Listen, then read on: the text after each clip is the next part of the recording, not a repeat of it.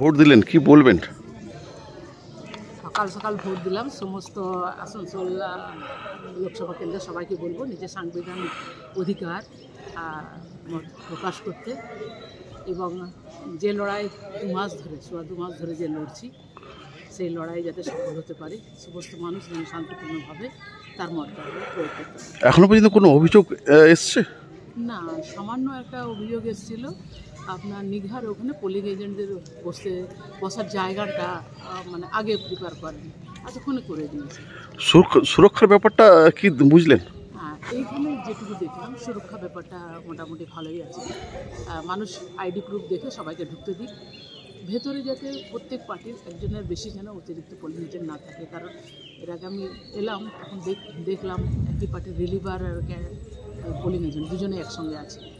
ওনাদেরকে উনি বললেন না, একজন আগে থাকুক, যখন উনি বেরোবেন তখন নেক্সট রিলিভার।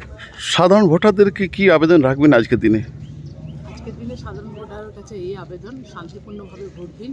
যে লড়াইয়ের জন্য আমরা লড়ছিলাম, আসানসোল শিল্পাঞ্চলে 10 বছর ধরে যেটাভাবে আমরা পিছিয়ে আছি, তার থেকে মানুষ শিক্ষা নিয়ে আগামী দিনে আসানসোল শিল্পাঞ্চলকে বাঁচাবার জন্য, দেশকে বাঁচাবার জন্য, দেশের সংবিধানকে রক্ষা করার জন্য যাতে তারা বামপন্থী এবং কংগ্রেস সমর্থিত আছে তাদেরকে